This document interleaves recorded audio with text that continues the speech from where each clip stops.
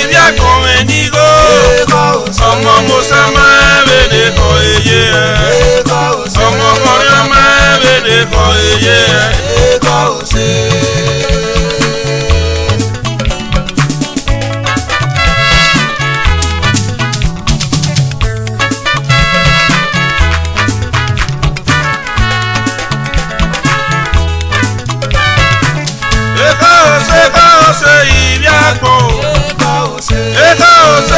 ibia komenigo ọmọ musa mẹ́bẹ̀ẹ́dẹ kọ eye ọmọ kọrin mẹ́bẹ̀ẹ́dẹ kọ eye eka ose.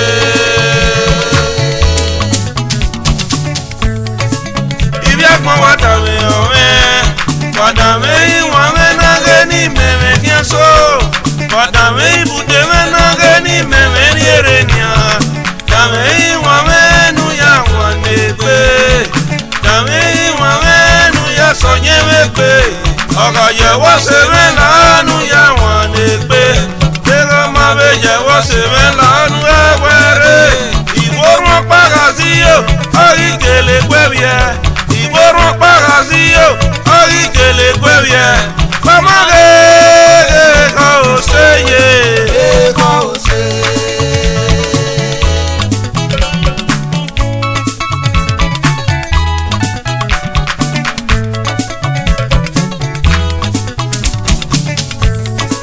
Susu dame ame, oya leke wenu dame a, dame iwa mena geni meme kiaso, dame ibude megeni meme rierenia, dame iwa menu ya mwanepe, dame iwa menu ya sonyemepe. Ewa de kumpia wode rundago wa mose wuma omona gemeno. Amigo, fue guarulele uma omo elemeno. Erundo mi amigo, fue guarulele uma omo elemeno. Maete no que ya miguere, esta moviamo pa bueno ya riasigo. Fue guarulele rundaga amigo. Rundo pia que huepore. Ugarulele uma omo egeveno ayebe ya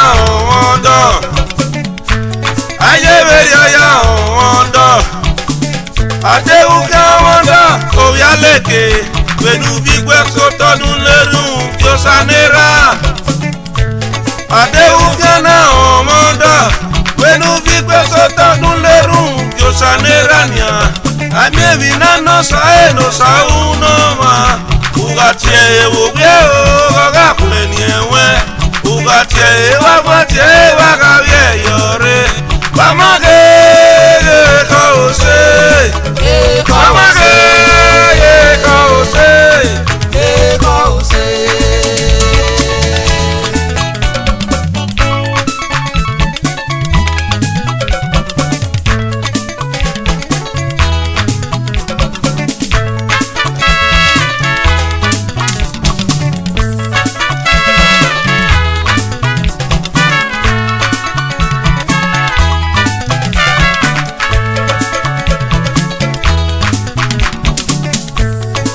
Ade susu dame ame, dame iwane nage ni meme gaso, dame ibude wana ni meme rierena, dame iwane nu ya wane kwe, dame iwane nu ya sonye wekwe.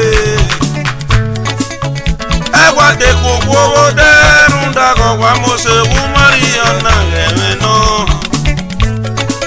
Erundo kuti wekun. Uwarulele lowu Maria egeveno wewo korunda ego kewe bore wewarulele lowu Maria na egeveno ayebe yo yari yoko adeu kanari yoko nungikwe soto benu bigwe soto nuleru kiosanera Aimemi nano saege ne uno mania ugatie ewo gwe o goga kwenyewe tie bava baga kwenyewe ugatie wotatie baga weyore bamage kaose bamage kaose ye kaose.